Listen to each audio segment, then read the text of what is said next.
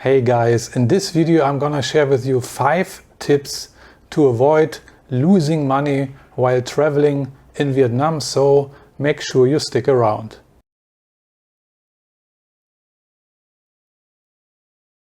Xin chào.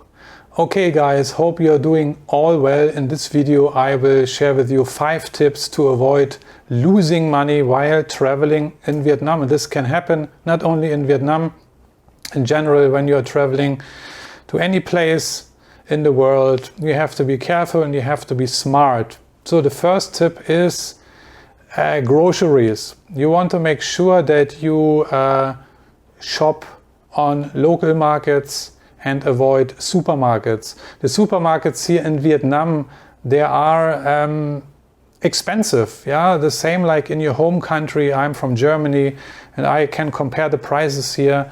You know, we talked about these imported apples a lot in one of my previous videos. I got a lot of comments regarding the apple issue, and I don't want to revive this apple issue, but this is just an example, you know, I used at the time a few weeks ago when I compare the apple prices in the supermarkets and to the prices which I pay here on the local markets.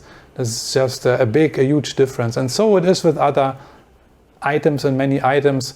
I am a minimalist. That means I very much watch my budget. Yeah, I take care of my expenses very well, and therefore I purchase my groceries on the local market. So when it comes to fruits and vegetables and these kind of things, certain items you might only get in a supermarket. You know, depending on your depending on what you need. Yeah, everybody has different needs. I don't need much things, but if you go shop on a local market, then you will avoid losing money, or the other way around, you will save a great deal of money.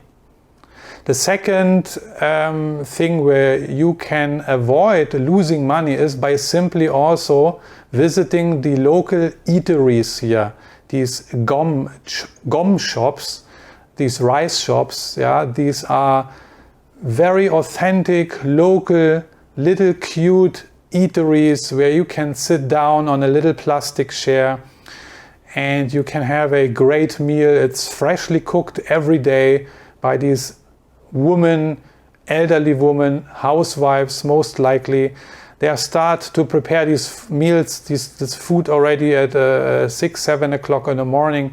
I know that because I'm passing by these shops when I go to the gym every morning. So food is freshly cooked. It's very affordable, if not to say cheap. One big portion of rice with a small grilled pork steak, some vegetables, a piece of fish, and then a piece of omelette. It's a piece of an omelette. They do that here in Vietnam. It's about $1.60 or something like that. Some eateries, they charge a little bit more. Maybe it is because I'm a foreigner that some eateries charge a little bit more, but it will not hurt your wallet. Yeah, and for $1.60 I can have my stomach basically filled up, yeah, for a while. Food is fresh. It's authentic Vietnamese cuisine. And when you compare this to a restaurant, of course, and even in a normal local restaurant here, I'm talking about international restaurants, you pay at least for a main course 10 times more, maybe 8 to 10 times more.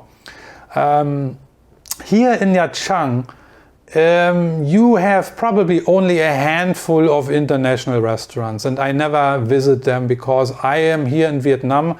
I want to experience the local Vietnamese cuisine, and I've eaten enough of Western food, pizza, pasta, steaks. I can eat that every day. I ate it a lot. I'm a chef anyway, so I know how all that stuff tastes, and I'm not. I don't want to waste that money. Yeah, if I can have it much cheaper here and authentic and fresh and locally. Yeah. When you travel to Da Nang, for example, yeah, you have shops like Pizza Hut already and probably even McDonald's. I'm not sure. You know, I'm not a McDonald's pilgrim anyway. But in Da Nang, I know there is a Pizza Hut. And yeah, shame on me, I had a pizza at Pizza Hut in Da Nang because for a very long time I didn't have a decent pizza. So from time to time, I visit these restaurants, but not on a daily basis.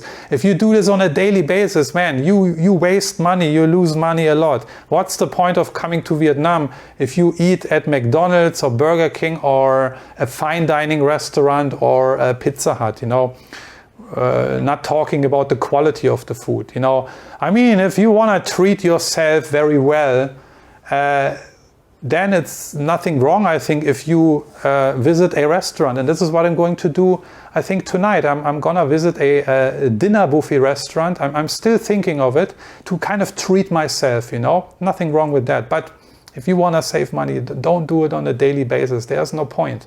And you can stay in your home country and visit the restaurants over there. Yes, and compared to your home country, if you are from one of these Western countries, Australia, New Zealand, Canada, or Europe, when you go to an international restaurant here in Vietnam, then you pay less compared to an international restaurant in Europe or in America. That's true. But are you really saving money? Yeah, compared to your home country, you save money. But on the other side, you waste also a lot of money, because the point of coming here to Vietnam is also because of the cost of living, the cost of traveling, of course. So this is at least my opinion and my motivation, and the reason why I'm here also in Vietnam, because traveling is made very affordable here for me. And that allows me actually to travel longer periods of time, not only 1 or 2 weeks and then I'm bankrupt, I have to go back, my wallet is empty. No, you can, if you are cost conscious, you can, have a great time here in these countries, not only Vietnam, I mean in the entire Southeast Asian area. The third tip is accommodation. I mentioned this already in previous videos. Yes. Again, when you compare hotel prices with your home country, forget about it. Don't compare. Yeah, I can even compare Singapore hotels to Nha Trang hotels or to Saigon hotels, but it doesn't make sense. In Singapore, I can tell you, the cheapest hotel rooms there, they start at probably 80 or 100 US dollar. The cheapest ones. These are not first-class 5-star hotel rooms. Yeah, but here in Nha Trang, for example, you can get great deals for 30 US dollar per night. It's a 5-star hotel room. Sometimes they even upgrade you to a suite. Yeah, so you can really live like a king. 30 US dollar per night. Yeah, living on the 30th floor overlooking the East Sea, not the South China Sea. I remember that. And yeah, but that's not even it. If you really want to avoid losing money, you go with Airbnb. Yeah, and Airbnb here in Nha Trang, and I think in general in Vietnam, is even cheaper than the cheapest hotel rates. Yeah, watch my video which I posted the other day about my accommodation here, and you will find out how much I pay for 1 month here renting Airbnb in Nha Trang. Nha Trang, of course, is a small town. It's cheaper than Saigon or probably Hanoi, okay? But you can rent rooms here for as low as 10 US dollars per day, yeah?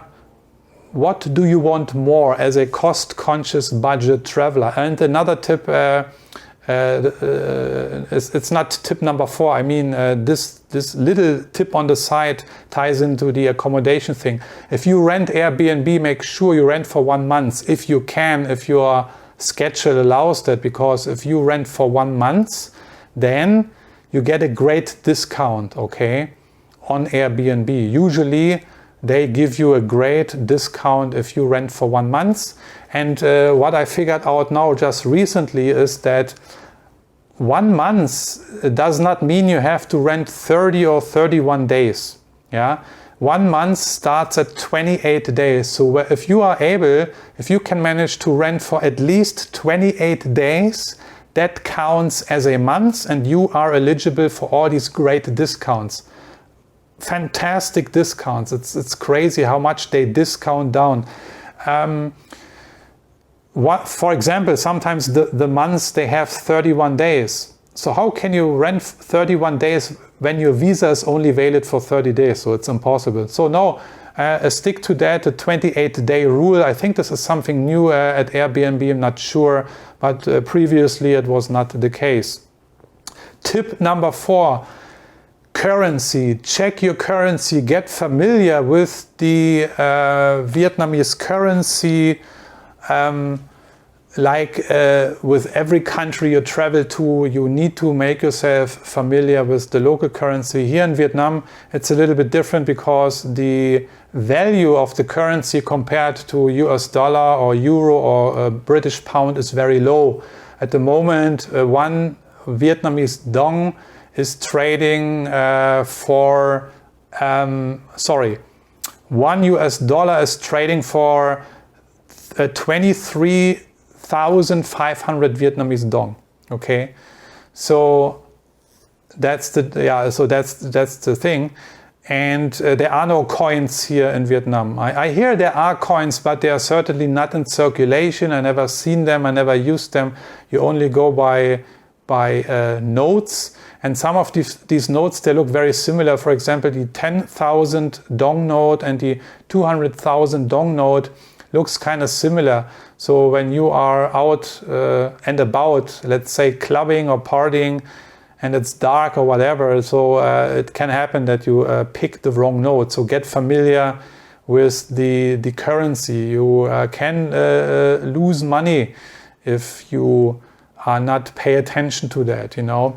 And you also need to get familiar with the exchange rate, you know.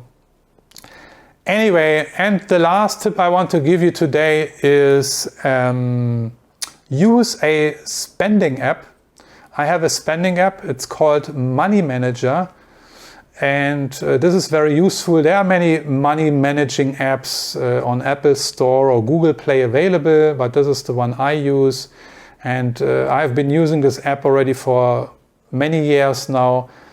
Every single expense I have goes into this app. That means I register it, I put it into the app. So this is my own little private accounting, what I am doing. And believe me, I account for every single cent I spend. Yes, every single cent. That even means if I have to go to the bathroom and I have to pay 10 US cent, for example, as a fee to use the bathroom fee at the airport, I will record that expense. Yeah, I'm very picky when it comes to money, and I'm my own accountant, so to speak. And of course, in the beginning, it is a little bit uncomfortable. You are not used to it, and you even forget to enter and record all these expenses. But now, after practicing this for many years, it became a habit, and I want to know what I spend. At the end of the month, I can really see how much money I spend overall, and then I can divide it. Also, the app has different applications where you can keep track of your expenses. How much did you spend on groceries? How much did you spend on travel? So there are so many different categories, and you can also make up your own categories, and then you can really track and see, did I spend too much money? And then you can start to save or make adjustments, you know, if you have a budget. So this is what I am doing in order to avoid losing money in Vietnam. I do my groceries mostly at the local markets here. And by the way, by visiting these local markets, I also support the local people, right? I mean, there is no point of shopping in a big supermarket. I'm not here in Vietnam to make the corporations richer. Yeah, I want to also support the local people, and by going to the wet market and purchasing produce there, I support the locals. Yeah, in terms of quality now, we can argue about that. I was actually convinced up until recently that the produce, fruits and vegetables, which you can actually buy at the local wet market, is all organic, you know. But some of my viewers and some of my commentators have pointed out that some of these vegetables and fruits are actually coming from China, and also the way some of the vegetables and fruits are planted and produced here in Vietnam is not really organic. So I didn't know that, and but that's very interesting for me. So if you have more information about it, so please share this, let me know. I'm interested in this. I want to know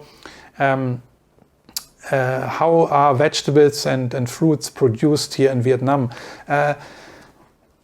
I buy carrots a lot because I like to eat carrots, and I found these carrots, they all look, they have a nice, almost a perfect shape, you know, they are big, they are long, they have a perfect shape. I think these carrots, they are maybe not organic anyway. So yeah, I watch my meals, my meal spending, you know, I use the local eateries, and I do Airbnb to avoid losing money. And I'm familiar already, of course, with the Vietnamese local currency, and I'm using a spending app. So these are the 5 points. I hope you liked this video. If you liked it, of course, give me a thumbs up. If you didn't like the video for what reason ever, give me a thumbs down. I don't mind, no worries, but also let me know why you didn't like this video. And in any case, whether you liked it or you didn't like it, leave me a comment in the comment sections. I am happy to receive all your comments. It's great to interact with you. These comments are very valuable for me as well, because I learn something, you know. And in one of my next videos, I probably will do a comment session. There are so many great comments I have collected now.